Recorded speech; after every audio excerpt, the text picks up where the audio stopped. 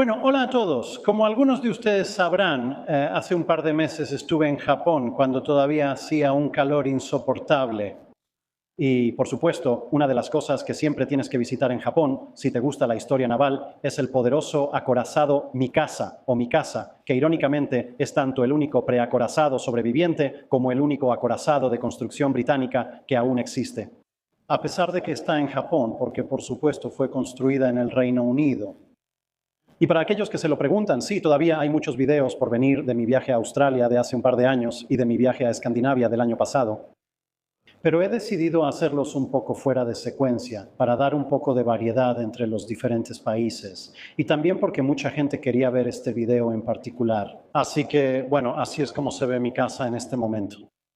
Ella está, por supuesto, en Yokosuka, empotrada en concreto y más o menos orientada hacia la base naval moderna.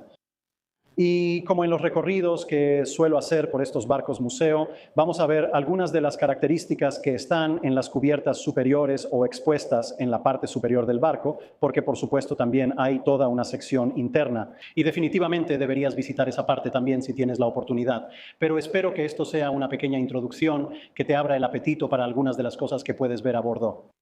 Pero para poder contarte sobre mi casa, tengo que saber sobre mi casa. Ahora, por supuesto, sí, hay muchos buenos libros en la tienda de regalos y sí me llevé algunos, pero siempre existe la manera tradicional de obtener conocimiento de un barco.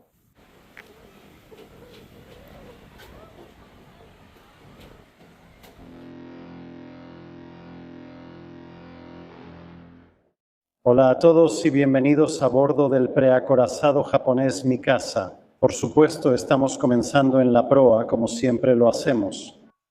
Y bueno, estamos aquí en Yokosuka, detrás de mí está la base naval moderna de Estados Unidos y bueno, también la base de la Fuerza Marítima de Autodefensa de Japón. Pero vamos a echar un vistazo rápido a las cubiertas superiores del Mikasa y a su superestructura también, porque bueno, este barco ha pasado por mucho y ahora está en un estado restaurado bastante bueno. Así que vamos a ver qué podemos encontrar, qué tenemos aquí. Esto es una especie de repisa en el lado de estribor de la proa y también hay una versión equivalente en el lado de babor de la proa. Bueno, podrías darte una idea cuando veas que hay esta gran grúa aquí. Y para lo que sirve esto es para guardar el ancla o una de las anclas del barco.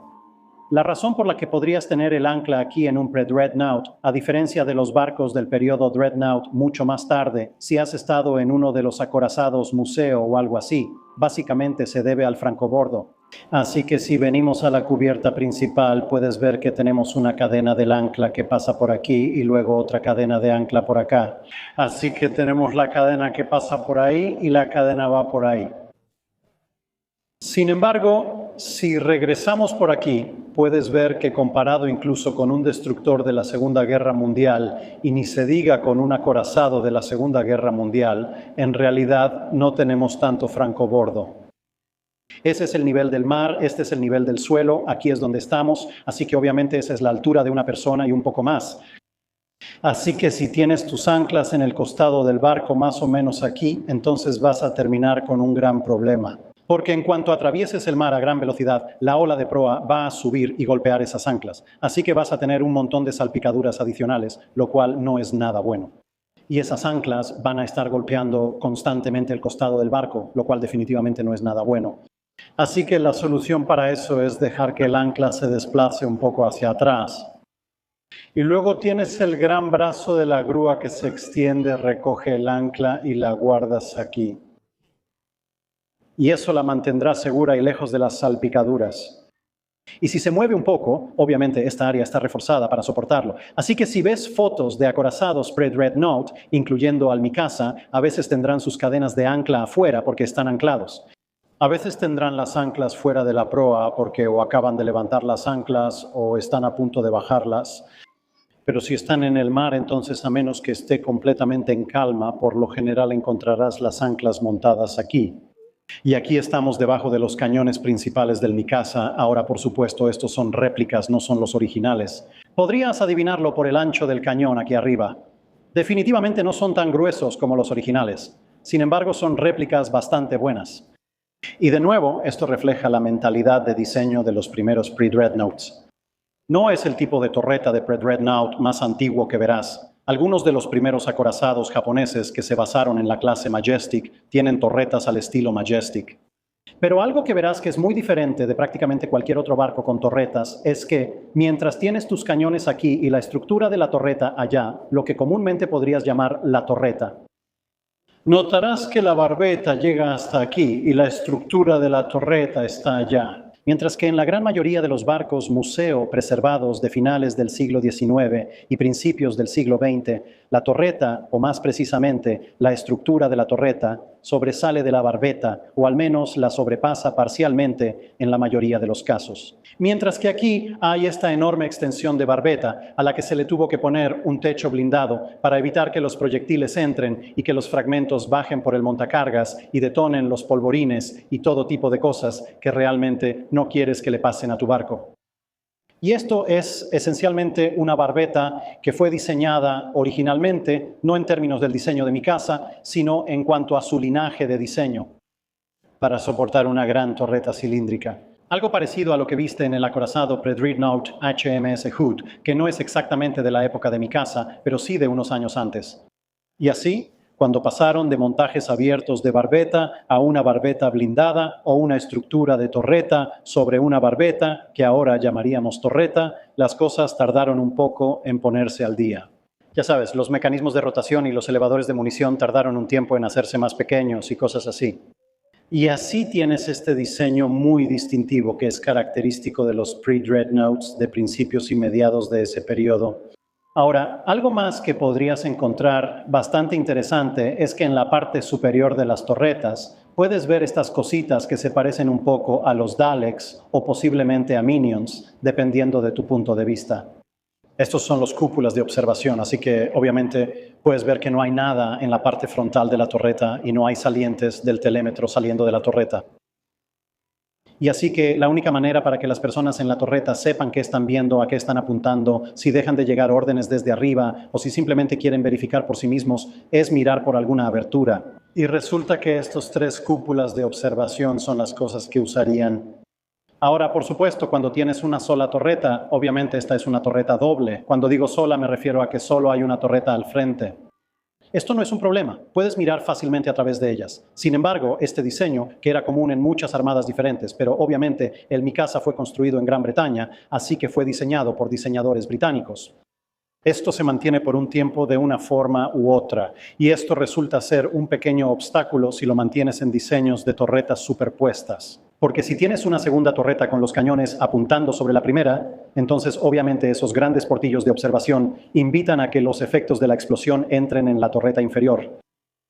Y sí tomó un tiempo resolver eso, básicamente quitando las cúpulas de observación y buscando otras formas de mirar fuera de la torreta.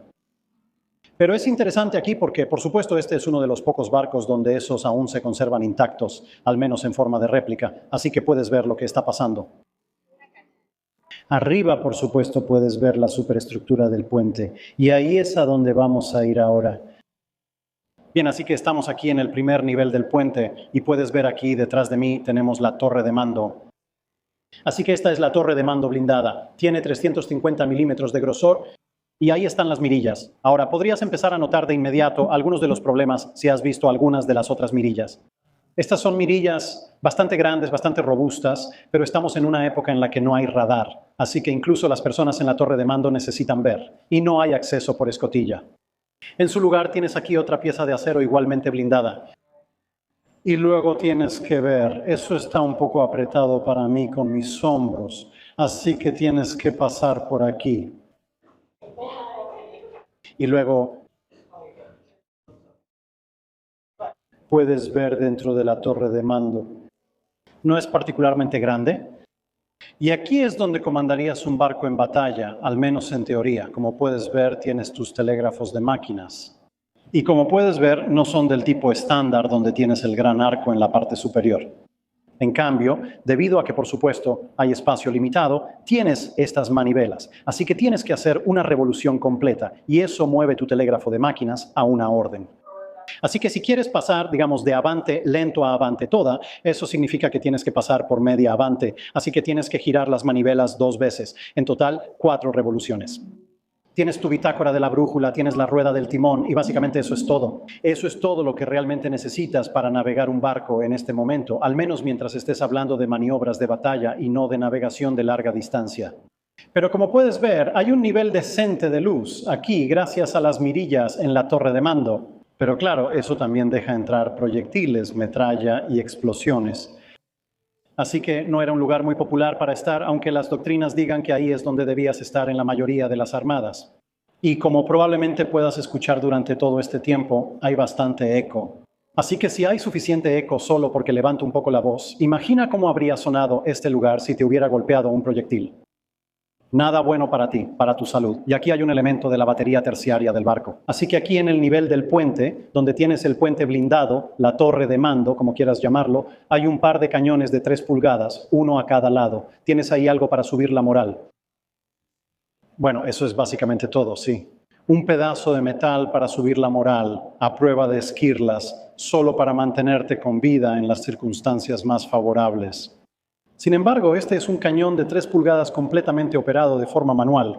Este está fijo en su lugar, pero los que están en la batería de costado no lo están, así que vamos a poder ir a verlos en un minuto. Así que esta sección sí funciona, pero la recámara no. Así que vamos a subir un nivel más al puente superior y vamos a ver qué hay ahí en lugar de un cañón de 3 pulgadas. Pero estos cañones de 3 pulgadas eran algunos de los más usados en el barco porque, por supuesto, están en una posición un poco más alta. Puedes recargar bastante rápido y estás justo al lado del capitán o almirante, según sea el caso. Así que tienes bastante incentivo para abrir fuego, mantener el fuego y seguir disparando durante prácticamente todo el enfrentamiento. Y sí, estos escudos de los cañones están bastante inclinados hacia atrás, no están abiertos hacia afuera, y hay una buena razón para eso porque, por supuesto, este cañón tiene un muy buen arco de tiro. Así que si lo giraras hacia estribor, podrías disparar prácticamente, a través de la proa, básicamente hacia la proa. Pero como estamos en el ala, en realidad es a través del barco. Y luego, si vas hacia el otro lado, los topes están en realidad hasta el final, aquí afuera, que básicamente son 90 grados a babor. Así que todo el lado de babor hasta quizá 20 grados de arco hacia estribor.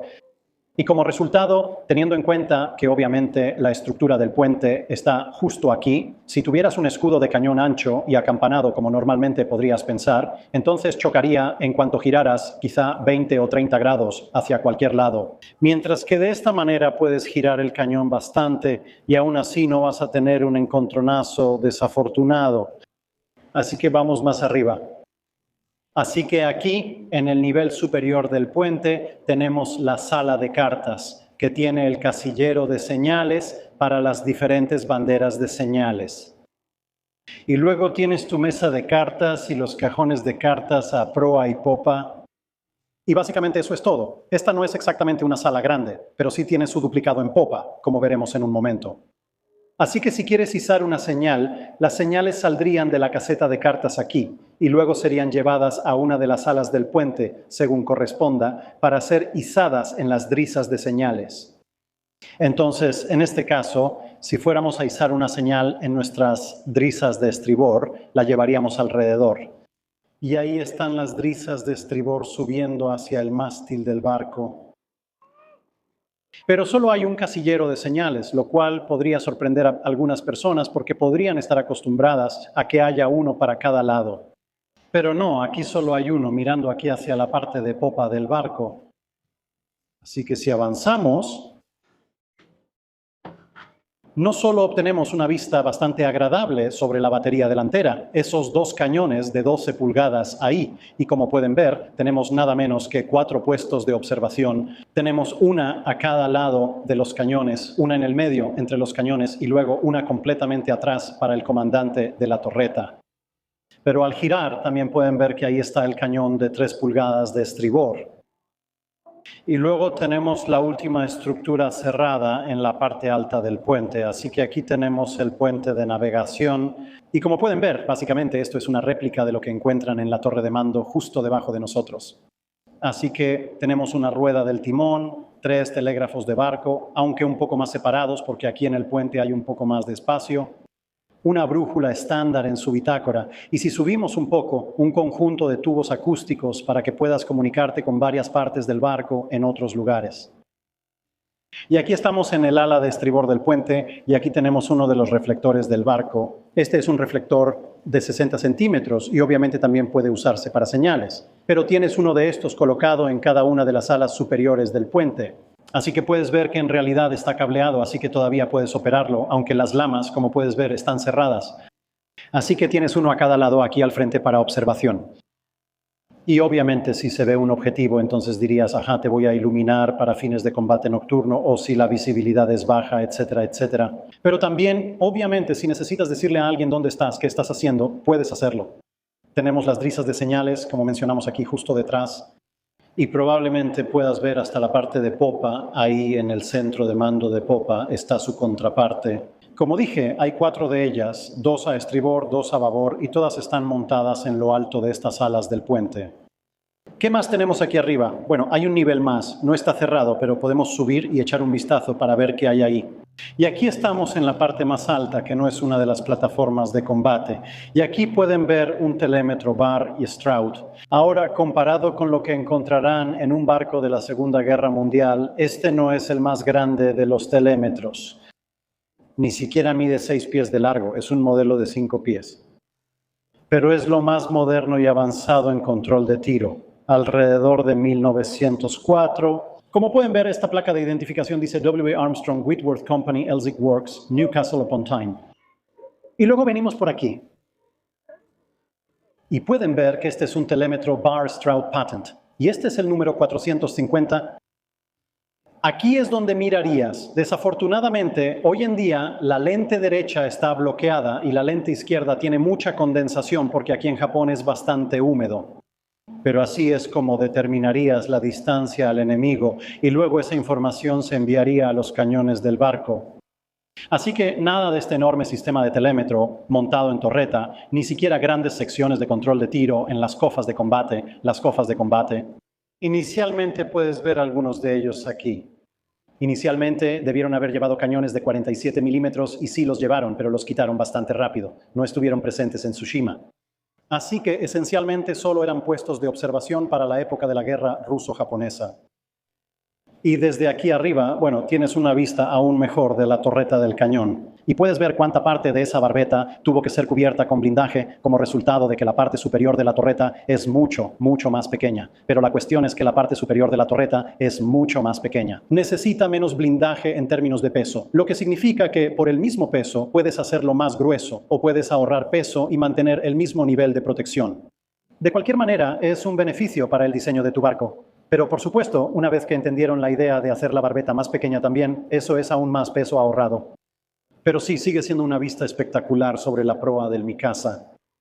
Y este es el puente superior, como veníamos comentando. Y aquí es donde el almirante Togo realmente comandó toda la batalla.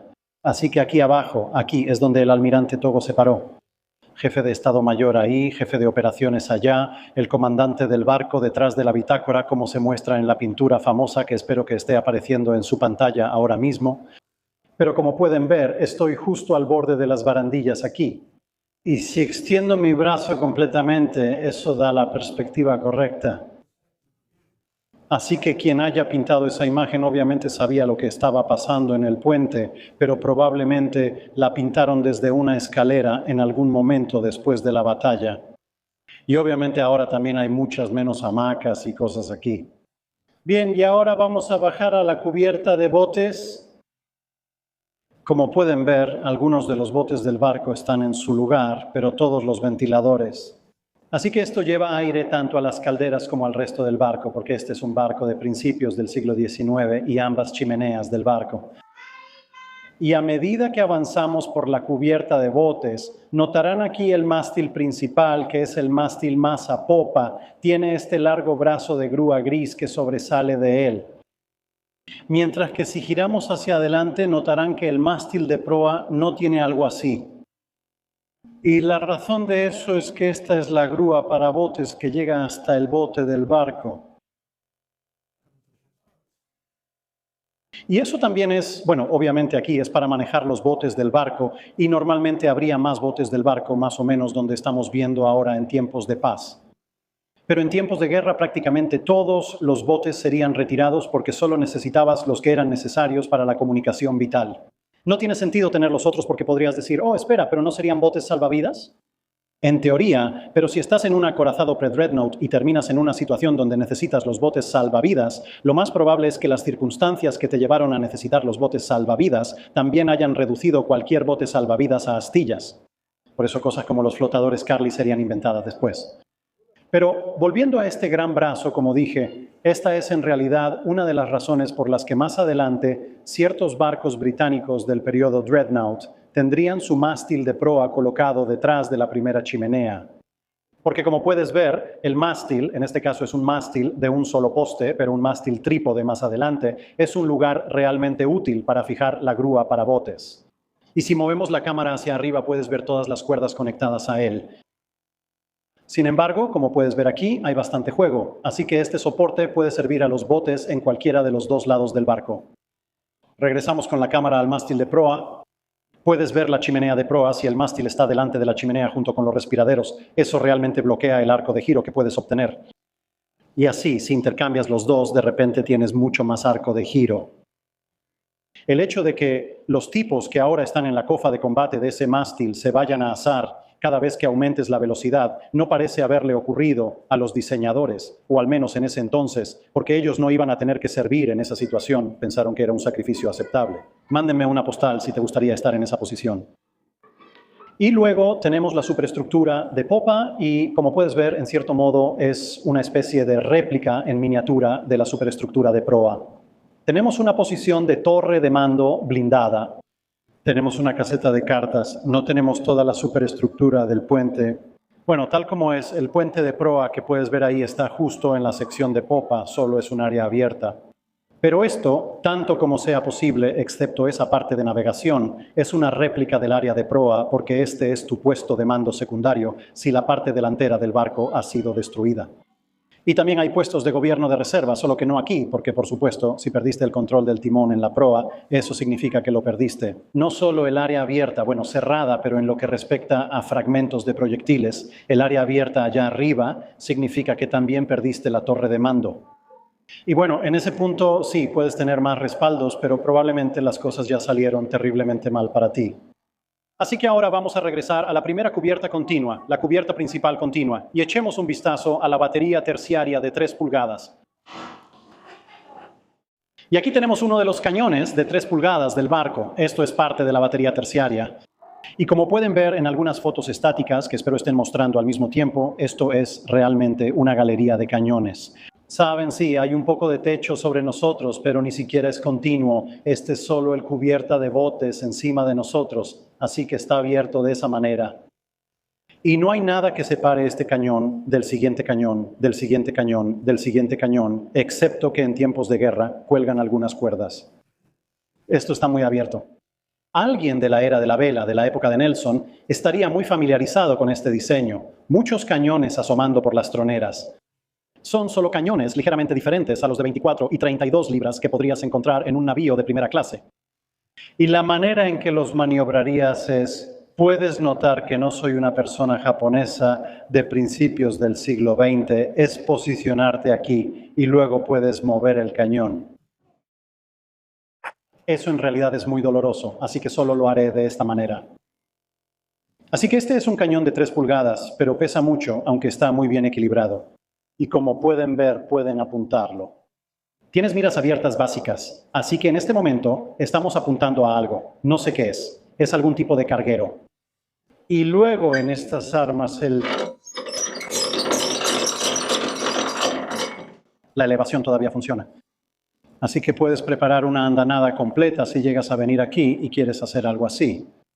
Así que la batería terciaria de 3 pulgadas. Ahora, por supuesto, en este nivel hay 4 cañones de 6 pulgadas. Hay uno justo aquí porque estamos en el cañón de 3 pulgadas de estribor a popa. Hay uno justo aquí en su propio pequeño compartimento y uno más hacia adelante. Pero esas áreas están cerradas. Así que tenemos que bajar un nivel más para encontrar lo que está en la parte trasera de la batería de 6 pulgadas. Así que este es el cañón de 6 pulgadas de babor de popa en la cubierta principal. Resulta que este sí es accesible. Y como pueden ver, tienen un montón de maniquíes recreando cómo se cargaría y dispararía. Así que pueden ver que aquí alguien tiene el proyectil de 6 pulgadas. Y por aquí pueden ver lo que sirve como sistema de suministro de munición. Es literalmente solo una cadena continua con una pequeña placa. Y como pueden ver en este momento, está subiendo una carga. Pero las cargas y los proyectiles serían transportados. Y como pueden ver, este cañón de 6 pulgadas se apunta y dispara prácticamente de la misma manera que el de 3 pulgadas, solo que a una escala un poco mayor. Ahora, porque por supuesto mi casa fue desmantelada casi por completo por dentro durante la Segunda Guerra Mundial, luego convertida en una sala de baile y solo después restaurada, el nivel inferior, el nivel en el que estamos en este momento, en realidad ahora es todo un museo. Así que habrá algunas partes de ese museo, pero obviamente ven a verlo tú mismo si puedes. Pero debido a esas secciones de exhibición del museo, el acceso a los cañones de 6 pulgadas inferiores es posible, pero está algo restringido y solo puedes ver uno a la vez. Así que pensé que, de hecho, para mostrar las baterías secundarias y terciarias, en realidad es mejor venir al exterior del barco porque ahora estamos obviamente al nivel de la línea de flotación, aunque ahora sea el nivel del suelo.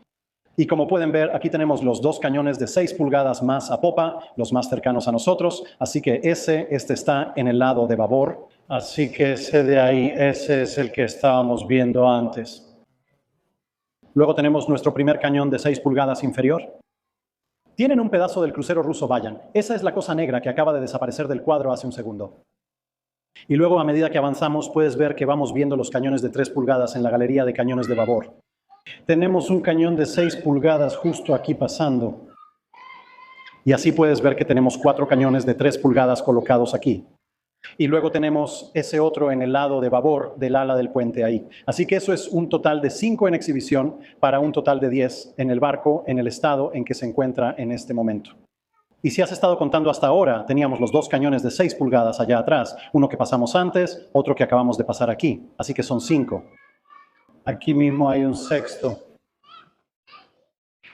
Y luego, al pasar esto, tenemos el séptimo y el octavo, el cañón superior del lado de babor. Así que eso nos da un total de 1, 2, 3, 4, 5, 6, 7 cañones por banda para el armamento de 6 pulgadas, lo que suma un total de 14 cañones de 6 pulgadas en total. Así que pasando el último del armamento de 6 pulgadas, vamos subiendo hacia la proa del barco. Esa puerta, que definitivamente no estaba ahí originalmente, eso es parte de la época en que fue un salón de baile. Esto es lo más cerca que podemos llegar a la proa del barco. Pero como pueden ver justo aquí hay un ejemplo de lo que mencioné al principio. Aquí está una de las anclas del barco, bien colocada en su soporte, lista para usarse. Y como pueden ver, ahí está la cadena del ancla que va hasta la proa, mostrando cómo se desplegaría. Así que bajaría deslizándose por aquí hasta el agua. Y luego tienes la grúa allá arriba, que podría bajarla o subirla según se necesitara, si no quisieras simplemente deslizarla. Pero también hay muchos ojos de buey, porque, por supuesto, siendo un barco de finales del siglo XIX, muy finales del XIX y principios del XX, esta era la única manera de ventilar e iluminar el interior del barco en su mayoría. Por supuesto, ya había electricidad en ese momento. Ha habido electricidad desde el HMS Inflexible, unos 25 años antes de que se construyera el Mikasa. Pero la ventilación, incluso en un barco diseñado para operar en aguas japonesas, seguía siendo muy limitada a finales del siglo XIX o principios del XX. Y por eso estos ojos de buey son absolutamente vitales, excepto, por supuesto, en tiempos de guerra, cuando se cierran como este que ha sido cubierto. Y puedes ver claramente que es una embarcación construida con remaches, así que no hay soldadura en su estructura. Si ves una soldadura en cualquier parte de mi casa, eso es algo que se hizo durante la restauración después de la Segunda Guerra Mundial. Ahora, si vengo por aquí y luego giro la cámara, podemos hacer un paneo rápido alrededor. Ahí está la proa. Y luego hay una toma muy padre mirando hacia su puente de mando. Y baja un poco. Y luego haremos otra caminata rápida de regreso a la entrada en la aleta de babor. Y te das una buena idea de cuánta potencia de fuego de este barco sale de su costado, literalmente una batería de costado heredada de la era de la vela. No tienes múltiples cubiertas de cañones, aunque con 2 cubiertas de cañones técnicamente esto la haría como máximo de tercera clase, pero sabemos que el sistema de clasificación desapareció por una buena razón. Así que sí, tienes las 2 torretas dobles de 12 pulgadas, pero cuando mi casa está en batalla, esta hermosa batería de costado va a disparar muchísimos más proyectiles que la batería de 12 pulgadas de arriba. Y luego, por supuesto, puedes ver la torreta doble de 12 pulgadas en la parte trasera, justo ahí. Y así, mientras el sol se pone sobre Yokosuka, eso nos lleva al final de nuestro rápido recorrido por el famoso acorazado Mikasa. Y por supuesto, allá, como puedes ver, está la estatua del almirante Togo, vigilando a todos los visitantes que entran y salen de su maravilloso buque insignia. Así que si te gustaría venir a ver la Mikasa, bueno, obviamente está aquí en Yokosuka, a solo unos pasos de la gran base naval, pero incluso si visitas Tokio o Yokohama en crucero o en avión, está a unos 30 o 40 minutos de Yokohama y aproximadamente a 1 hora en tren desde Tokio, en el sistema de transporte público japonés que realmente funciona, a diferencia del Reino Unido. Así que definitivamente ven y échale un vistazo. También hay una tienda de regalos muy bonita aquí, así que puedes llevarte un recuerdo a casa. Y como probablemente has visto en algunas de las fotos, están restaurando el barco continuamente. Ya han avanzado bastante y quién sabe, para cuando llegues aquí, quizá ya hayan terminado todo el puente principal y retocado algo del óxido aquí en la sección más a popa. Pero por ahora, adiós y nos vemos en Kure. Eso es todo por este video. Gracias por vernos. Si tienes algún comentario o sugerencia sobre algún barco que quisieras que reseñáramos, haznoslo saber en los comentarios abajo. No olvides comentar en la publicación fijada con tus preguntas para Dique Seco.